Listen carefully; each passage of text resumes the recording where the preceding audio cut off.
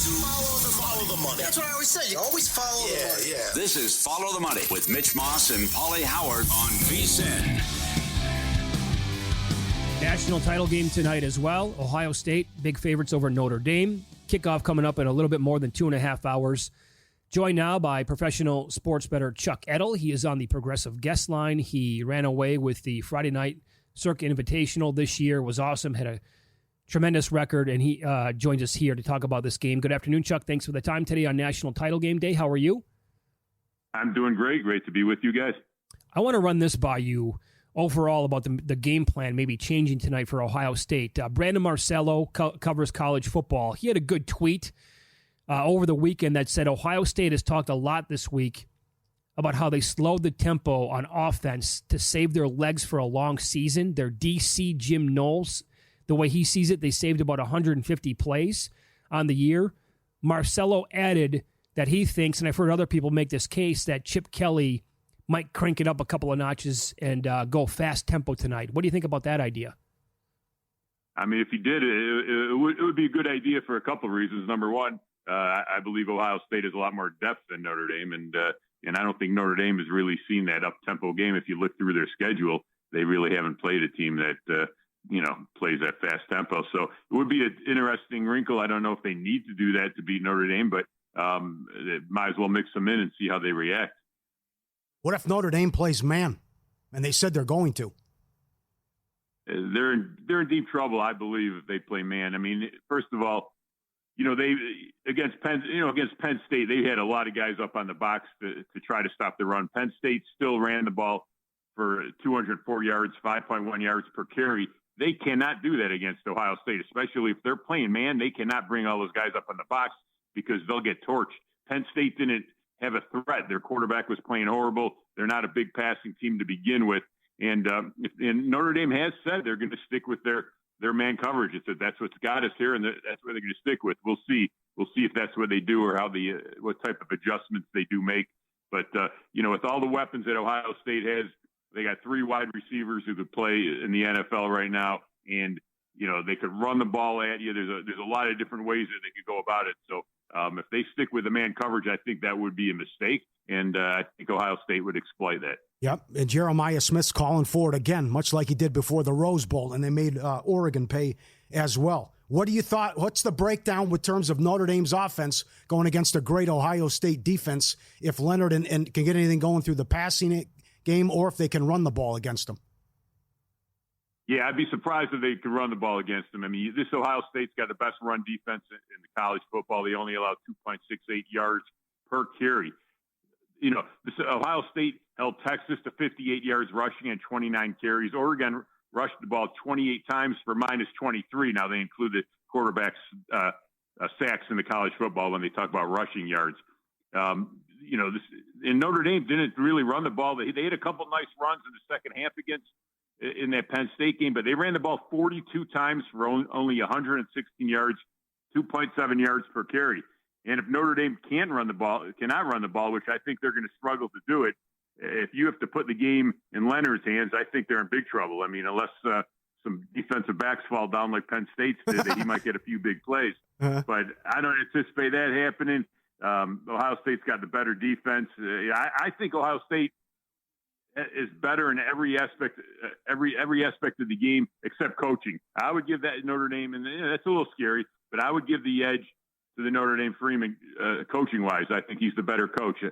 But the talent of Ohio State, the depth of Ohio State, I think, in every aspect of the game, I think they have the advantage. So we'll see. There's a lot of sharp money on both sides of this game. I mean, somebody who I respect as much as anybody out there as far as professional gamblers, he likes Notre Dame. So, it's kind of like the Super Bowl. There's going to be a lot of different opinions, but I do have a big opinion. I like Ohio State, and I think they, like I said, I think they could control the game on both sides of the ball. Offensive line, I think, their offensive line is used to going up against some physical defensive lines. They do, in the Big Ten, there's a lot of physical teams. So I don't think they're going to be caught off guard with what they do. And I think they're going to be able to run the ball. I mean, USC ran the ball. I watched that game end of the year. USC ran the ball 28 times for 197 yards on this Notre Dame team. You could run the ball on them. And if Ohio State could establish a run with the passing game that they have, I think they could cause them a lot of problems. Now, Chuck, you were outstanding all year long in the Friday night contest, but specifically with totals in college football. At 46 tonight, does that do anything for you? I do lean towards the over, and that's even before the talked about as far as the speed of playing fast. I think Ohio State will get their points, and the problem with taking the over is I would be a little concerned with Notre Dame scoring, so I'm not really playing the total. I would lean the over, but I really feel that Notre Dame's going to have a tough time scoring on the Ohio State defense. Do you ever play team totals? It sounds to me like 17.5 might be a good under bet for you then with Notre Dame. Yeah, definitely. Yeah, and it's definitely something that I nibbled with, and it still might jump in a little more. Sure. Is your favorite prop Leonard under passing yards? That was, yeah. I went under 176.5 on the Leonard passing yards. I really, Notre Dame likes to run the ball. And listen, they're going to try to run the ball, and that's they're going to run the ball a lot. I mean, against Penn State, they ran the ball 42 times, and they're going to, now if they get behind this Ohio State team, which I anticipate happening, they're going to be forced to have to throw the ball. So, so I didn't go too crazy on that prop, but I still do like it under the 176.5. All right, very good. Championship Sunday in the NFL coming up this weekend. I know that you concentrate on college a little bit more, did in the contest anyway. Do you have any opinion on the numbers that are currently on the board for either one of those games? Yeah, I already jumped in on Buffalo +2 against Kansas City. It's Kansas City, they got away with these last second wins against the Carolina Panthers, against the Denver Broncos blocking the field goal. They got away even last week against Houston. Houston made some bad coaching decisions and some Kansas City caught some breaks, but you can't do all that against a team like Buffalo. And this Buffalo team's playing really well. And I didn't go too crazy, but I do like Buffalo plus the 2 points. I think they're playing really good ball right now. And let's face it, Kansas City has a great record. They got great coaching. They play well, but they've been lucky this year on more than a few occasions. And you can't get away with those kind of things against the top tier teams, and that's what they're going to be facing when they play Buffalo. Buffalo needs to do the rest of the country a favor and end this and eliminate Kansas City. You're the best, Iceman. Good luck tonight. Thanks for a few minutes. Thanks, guys. Chuck Edel, Pro Sports Bettor, and he just won these Friday Football Invitational on the Progressive Guest Line. I agree with pretty much everything he said, even the coaching. I think Notre Dame has the edge at special teams. And you saw how big that was, and they can resort to trick plays. That could come into play. You got to take care of the ball. They only lost a turnover battle twice. That's big. They're drawing dead if they turn it over tonight. This fantastic Ohio State defense against top 20 offenses. They allowed 19 points per game and 4.9 yards per play. Those opponents on the season, 35 a game and 6.4 yards per play. So it shows you how great this defense is. And with a win, Ohio State becomes the first team in college football history to beat 5 top 5 teams. 5 top 5 teams. What a season this would be, and we got it right with the playoff. I love Paul Stone. I disagree a little bit, though. It's like, listen, Army, you want to say service academies, Army and Navy are good. So the fact that the Irish played 7 ranked opponents and they've covered 11 in a row, they're battle-tested. Let me run this by you. So I think the stage won't be too bright for Notre Dame. The lights won't be too bright as we've seen in the past, and that's been a problem as Notre Dame has got their doors blown off in this spot. But with Freeman now, I think it makes a big difference, and they were the more physical team that did a great job against Georgia. So I was reading a bunch of breakdowns on vsin.com today, including Matt Humans. He had a bunch of ideas for props that he likes, and, well, not ideas. I mean, he made these bets. One of them was Notre Dame's, the result of their first drive is a punt, -140.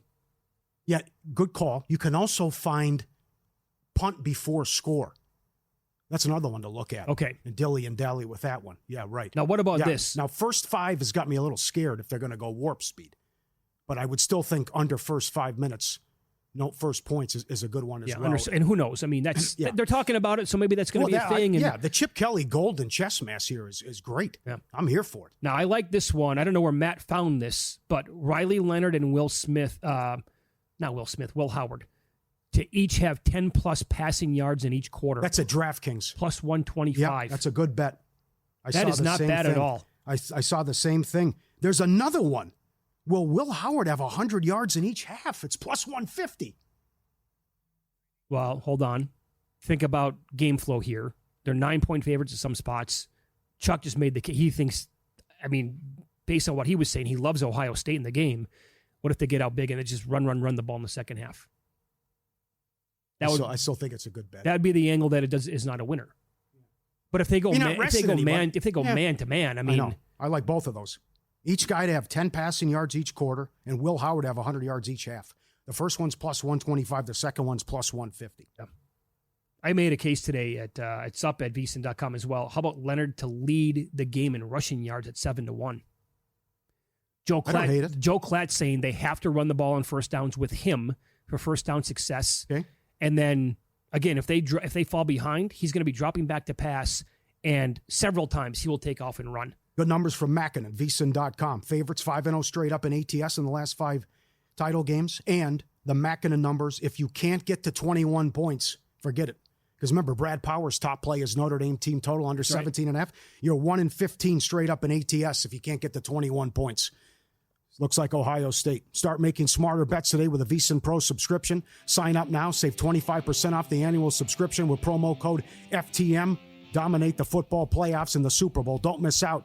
Promo code FTM. Get 25% off now. Up next, who has the best A game remaining in the NFL, and one bettor can win $500,000 on a 1,000-to-1 shot to win Super Bowl MVP, and I kind of like it.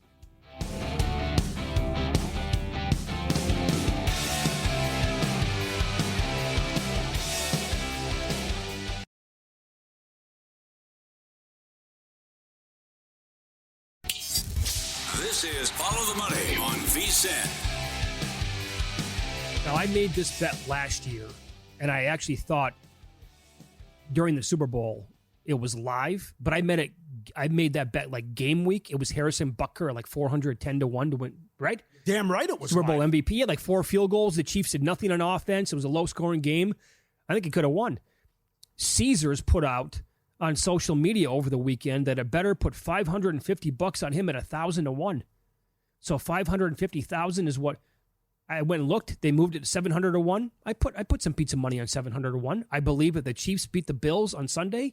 There's going to be a path again where they can win a low-scoring game against the Eagles. I don't know if they would win a low-scoring game against the Commanders or not, because that might be a shootout. Mm-hmm. But if they play the Eagles again, I don't know. Maybe it's 18-17. He has 6 field goals. I win. There you go. He missed one in that game too. And can you imagine the field goal props with some of these kickers that are left? I mean, I would love missed extra point. I would love a doink with these guys left. Bass has the yips. Elliott missed 2. Can't trust Gonzalez.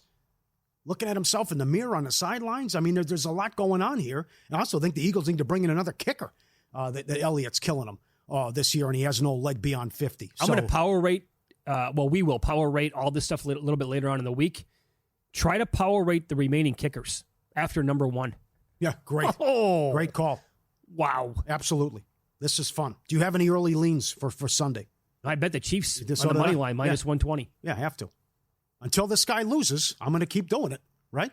And I know they're not good. And we'll do this in an hour. I know they get every break.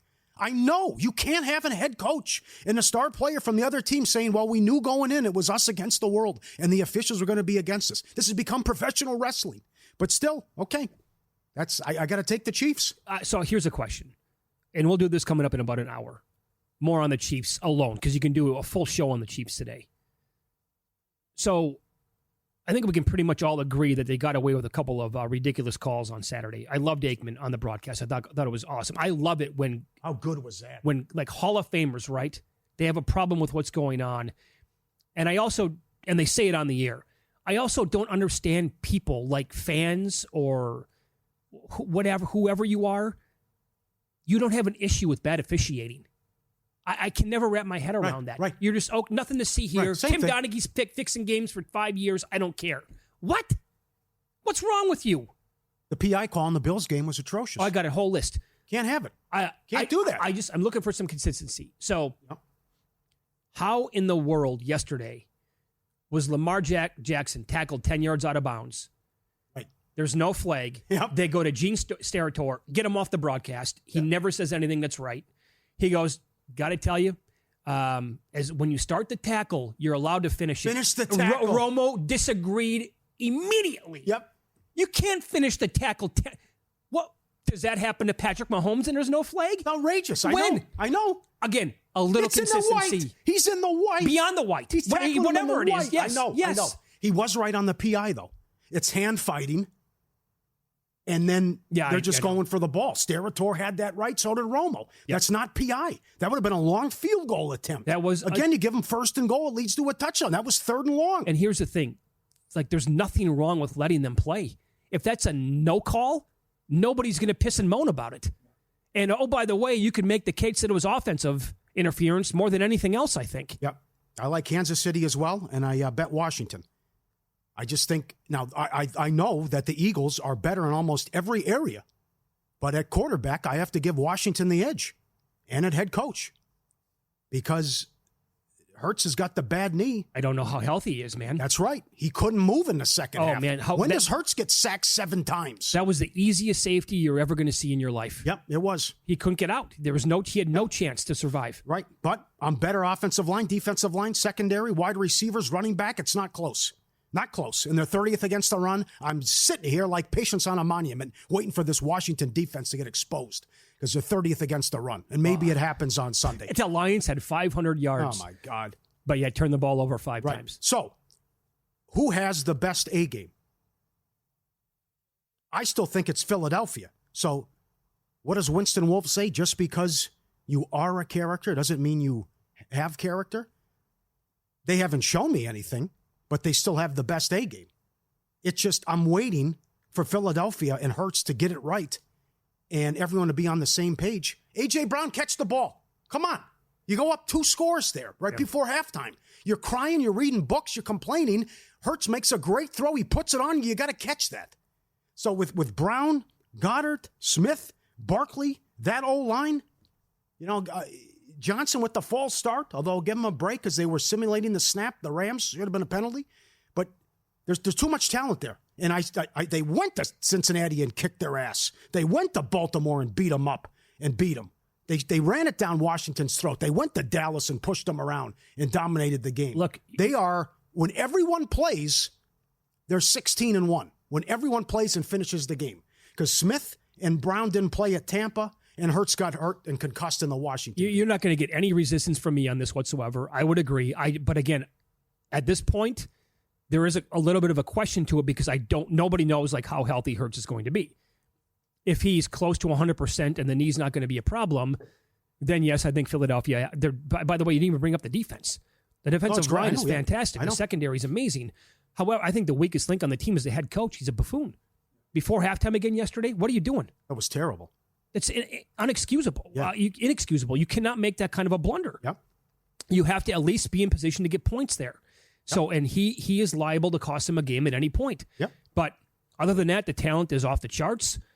I would say 2 things here. I think Buffalo's pretty close with the A game. If you want to break it... The defense has continued to improve. That defense has been awesome in the playoffs. Now, I can say this without even hesitating. If you want to break it down by like offense and certain... Washington has the best A game on offense. I put them at number 1. It doesn't turn it over. This is ridiculous what he's doing. He's one of the best. He might be the best rookie quarterback ever to make it this far in the playoffs. He's got to be. He has more wins in the postseason. This is from Doug Clausen on Twitter. Than negative plays, sacks, fumbles, or INTs. He has 2 wins and 1 combined. You can't sack him. He doesn't turn the ball over. He doesn't make bad passes. He's exceptional at running the football. Mm-hmm. This offense and Kingsbury, what an unbelievable job they have done. I could actually tell you right now that they do have the best A game. And again, that whole stat about they don't punt in games. Right. 3 games this year, never punted. It goes back to what they did. Like, if you're going to do this every single game and stick with it, it's going to work. And it worked out for them in Tampa, and it's the reason they also beat Detroit. I mean, you want to say about the turnovers, but look what they did in the red zone. They were perfect in the red zone, and the fourth down, going for it, everything worked out. And they got bailed out by the penalty on the one play, too. But Yeah, they did. That's what you have to go up against. It's one thing to stop Daniels. You're going to have to do it 4 plays. But because they're going for it every single time. No Dean, and is Mitchell going to be okay? That's another big I know. one. Mitchell left early. Got to have him out there. But they have dudes on defense. And getting after Stafford and the plays they can make defensively. And so many chances with drops. Slay almost had the pick right away. Could have been a house call. They were great, but they were fortunate too. But they have to do a better job. And you're right. The big if is how about Hurts? But with Kansas City, it's like, when have I seen their A game? Have I seen their A game at all? What is their A game? Do they even have an A game? All it is Spags just dialing up the blitz every time. Was the Saints their A game it's Mahomes this year? either. I'm trying to think overall. Or maybe it's just you get bailed out by the officials or find Kelsey. I'm stunned no one could do anything. They did nothing on offense in that game. No, nothing. It was only Kelsey. That was it. Kelsey over the middle for the big play. That's it. And again, they're so damn lucky. The long kickoff return. Of course they recover their old fumble. Of course the Texans missed 2 field goals and an extra point. Of course Boyd loses his mind. Yeah. Right? Goes over and pushes his coach after the first play. And Ryans puts him right back into the game. Like, are you guys prepared to play this game at all? What was that to start? You can't dig yourself a hole like that. It was Travis Kelsey, and that was it. Mm-hmm. But in terms of best A games, I think it has to go Philadelphia number 1, Buffalo a close second. All things considered, well, because it's Mahomes and their defense is legit. Defense is awesome. Yeah. Have fun ranking the quarterbacks, by the way, which we'll do later in the week. Yeah, sure. If I told you Daniels was number 1, I know I'd probably have to run for cover, but and I'm not going to. But the kid is so good. I know, it's ridiculous. They've been a different team since that Dallas loss. It's a great coaching job. It also shows you how important a coordinator is. So it's a perfect mix: a coach who loves going for it, an OC who loves going for it, and a team that loves going for it. Ready to try something different? Sign up, start playing the ponies on First Bet. First Bet U.S. base offers wagering on hundreds of races every day across the country and around the world. Sign up firstbet.com, promo code VSIN200. Claim a 20% rebate for your first 60 days, up to $200. Head to firstbet.com today. I think it'd be pretty cool if, and again, I already bet the Chiefs minus 120 on the money line. That aside for a second, to have the Bills fan base back there again, it'd be pretty cool. Got to have it. Follow the money. Have it. I wanted the Ravens. I know. But it's got to get the Bills in the Super Bowl now. Longtime Vegas odds maker Nick Bogdanovich on the program coming up next. We'll get his thoughts on the national title game and where is the early money showing in the NFL for this week.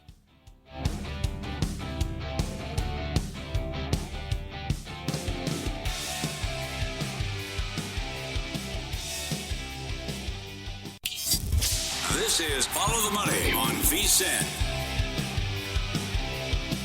Game time, a little over 2 hours now. Ohio State laying 9 against Notre Dame here at Circa. Total is 46. And Sports Gambling Hall of Famer, longtime Vegas odds maker here at Circa Sports, Nick Bogdanovich joins the program to discuss on the Progressive Guest Line. Good afternoon, Nick. Thanks for the time. How has the action been today specifically? Hot and heavy on this game?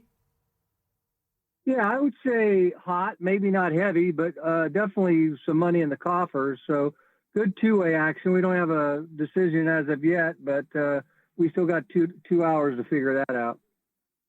Where are you at overall with this current number of 9? Yeah, a long time ago we opened this thing 10.5, got as low as 8. We settled in at 9.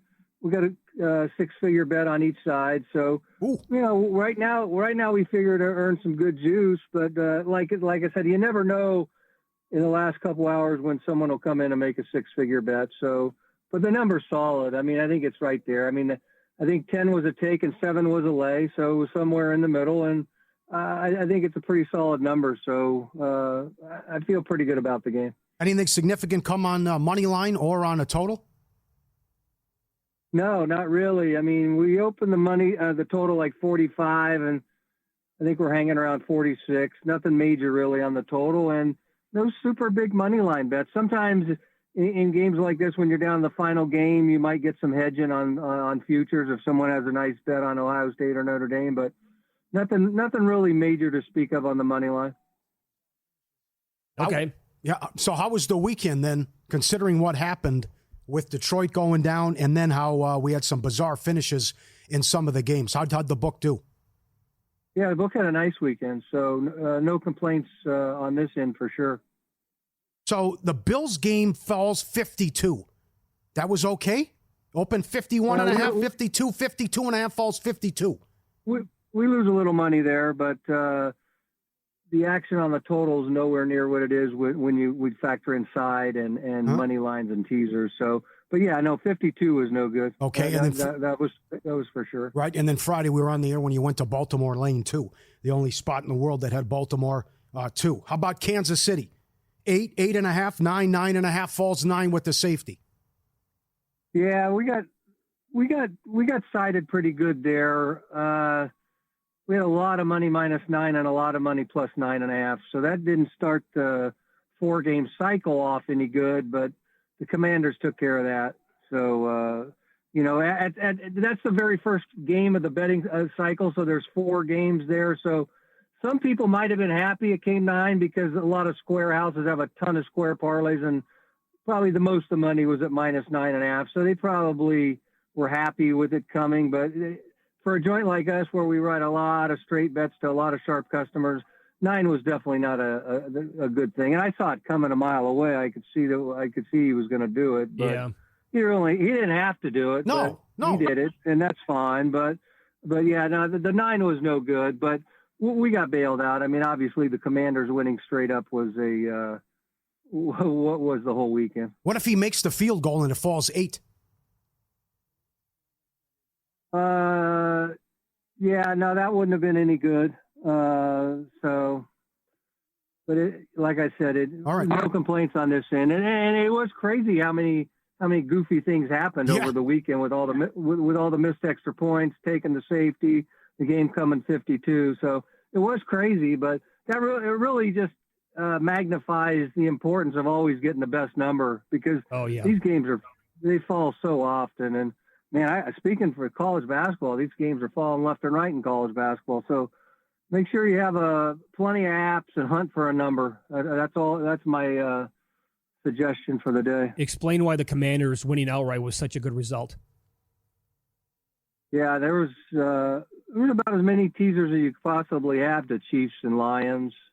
There was just unlimited. Everyone, thought there's no way that rookie quarterback was going to go in there and outscore the Detroit Lions, but all those defensive injuries finally caught up with Detroit. I mean, they had absolutely zero answer. I don't ever remember watching a series thinking this team can get them off the field, and they never did. And it's really a sad ending for the Lions. I mean, they were the best team over the 18-game regular season, but you just can't. I've never seen a cluster of injuries like they had on the defensive side of the ball. So it eventually ended up biting them in the rear. How good is this Daniels kid? Yeah, he's special. I mean, I liked him when he was a freshman at Arizona State. Mm-hmm. He looked like he had the goods. And then obviously that year he had at LSU. I mean, that was the year that every single game went over, 12 games over blindly.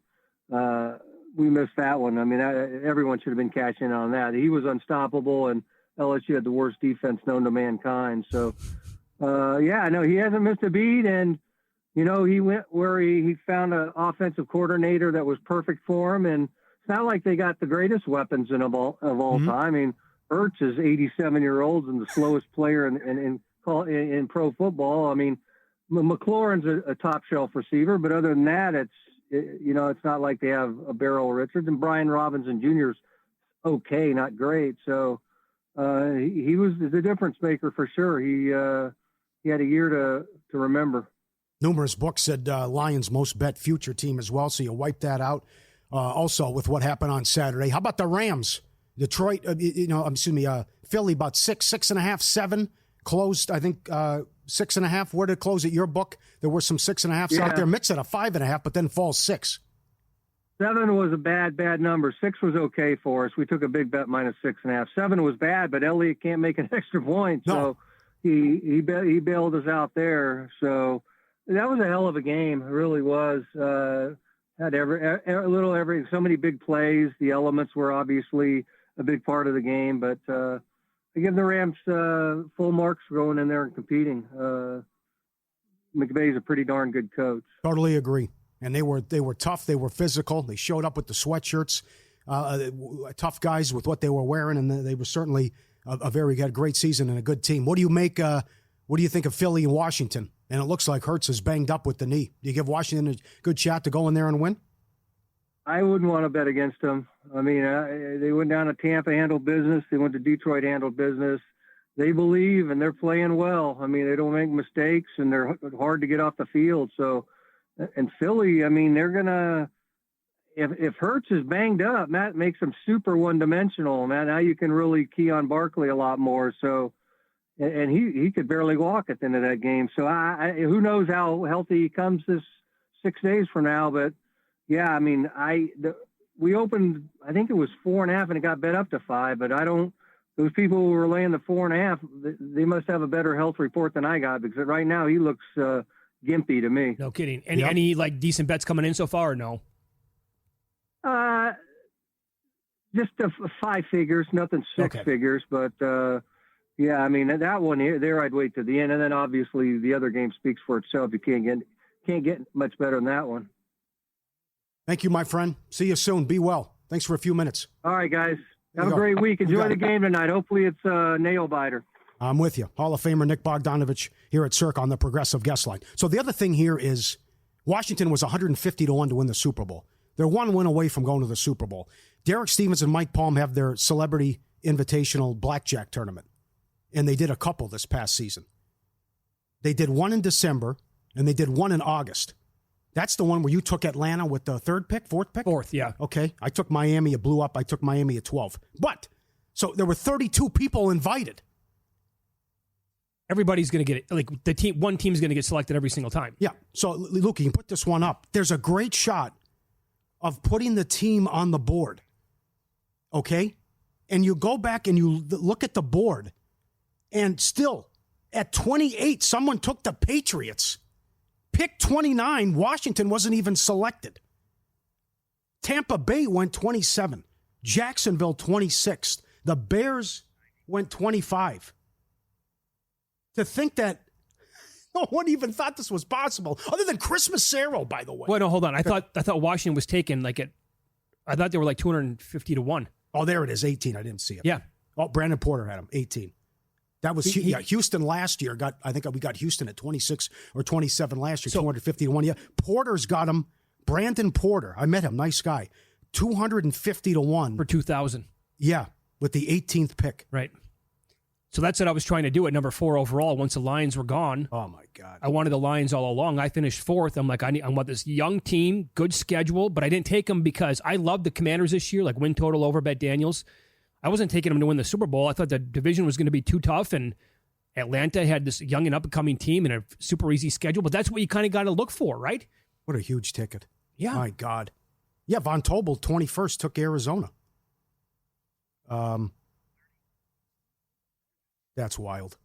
I can't get enough of that. And the Vikings went 24th. There's another one. These teams made the playoffs. VSiN fans, you're in luck. Derek Stevens offering you 15% off at 3 incredible properties: Circa Las Vegas, a D Hotel, and Golden Gate. Book your 2025 stay now, circalasvegas.com. Use VSiN 15 to get 15% off. Win, lose, coming up next.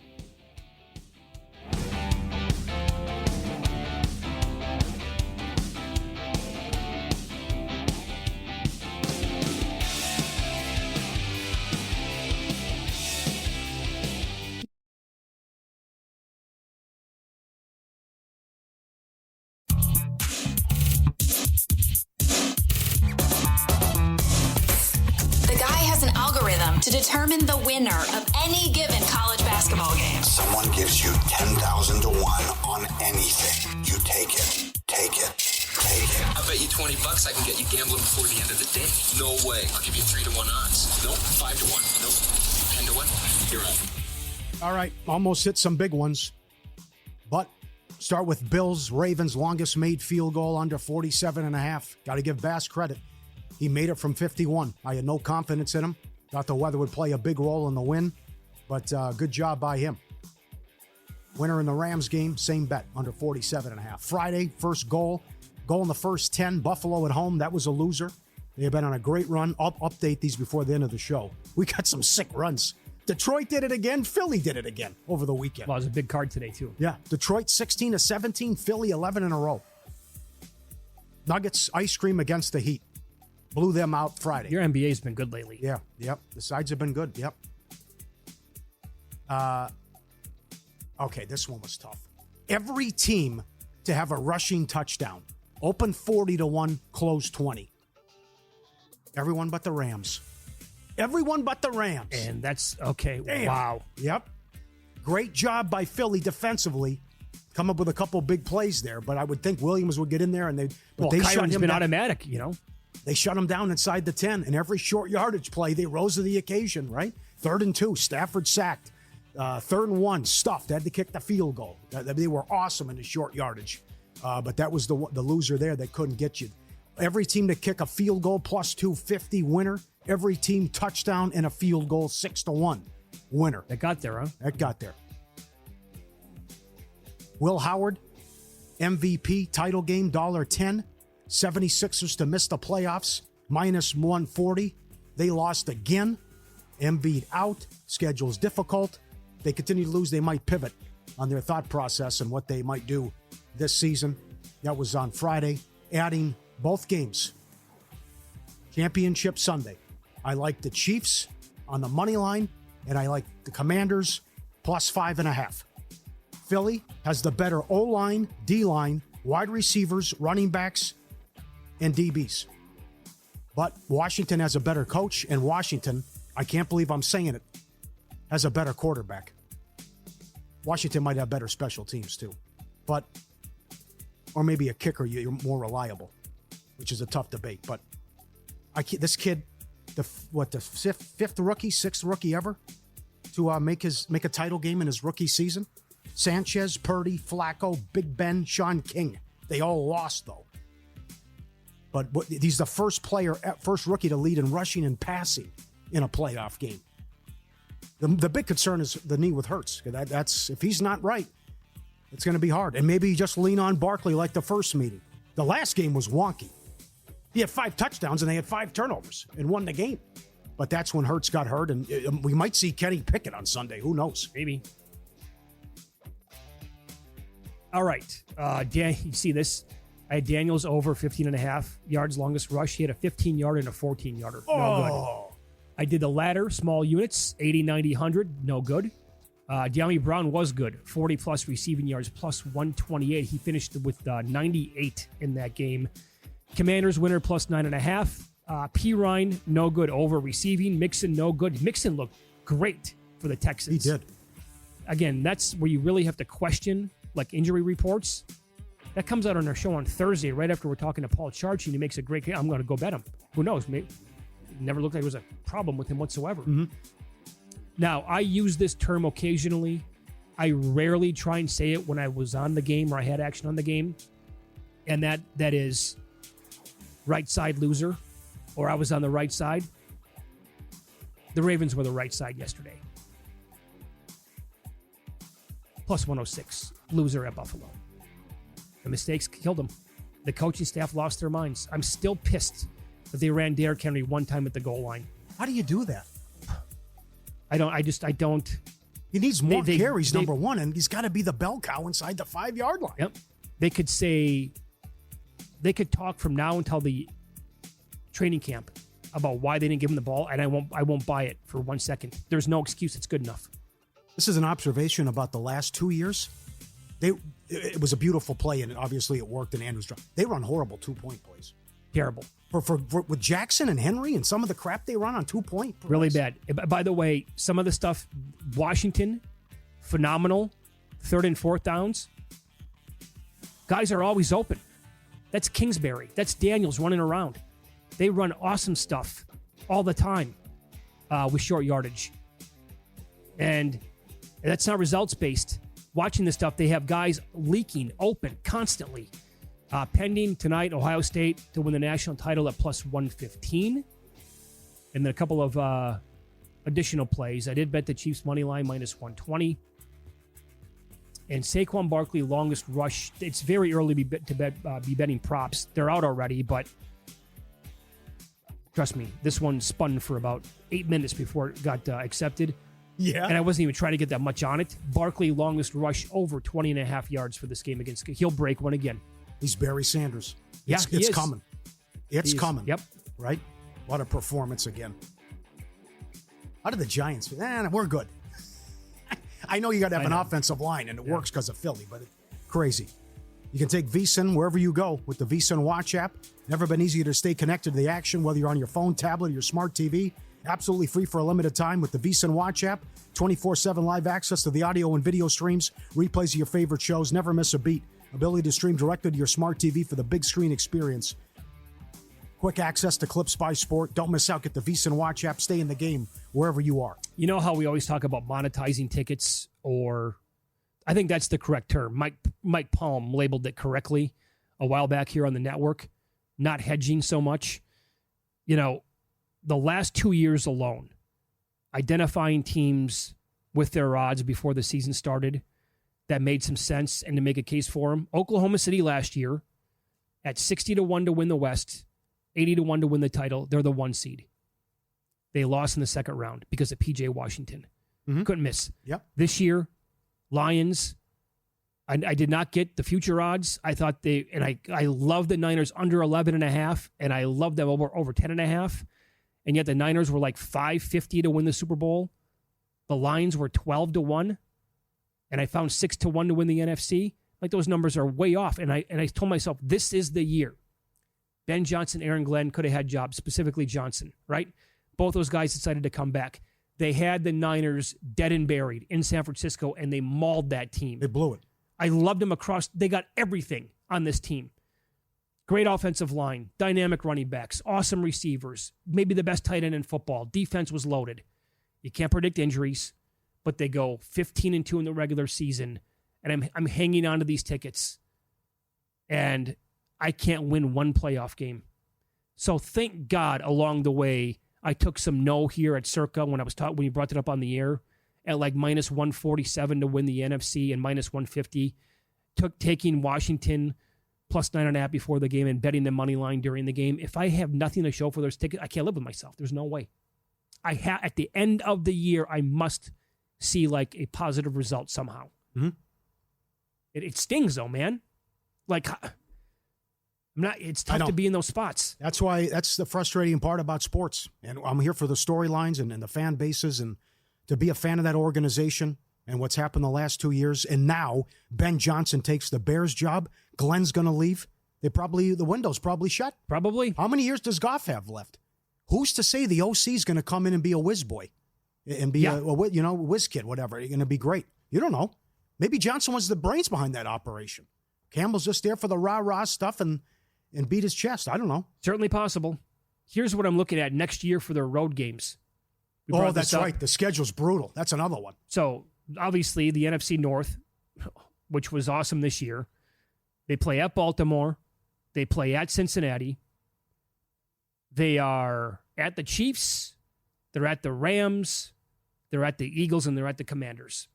You think I'm going to be betting the Lions next year when they pop at 10-1 with no Ben Johnson in that schedule? There will not be a single chance I will bet that number. This was the year. Couldn't get it done. Got to find a new team. And I grew up rooting for Barry. He's my favorite athlete of all time, Barry Sanders. Losing to San Francisco is going to haunt them and follow them around. Well, probably. And I don't know how Mark Andrews can ever get over that either. He can't. There's no way you can. That's going to follow him around too. It's one thing to drop the wide open 2-point play. He fumbled. They were driving down the field. Oh, in a span of 10 minutes. It's horrendous. I don't even. What is he like last night? What's he like today? What if the Eagles would have lost? No kidding. Elliott misses. Not only do you blow a 13-point lead in a blizzard with 4 minutes left, and Elliott misses two extra points. Oh, that would have been an all-time blown lead. Had the Rams won that game 29-28. It's an act of God to complete a pass, and then they go right down the field twice. The good, the bad, and the ugly up next. It's clockwork with this guy. He delivers every single time.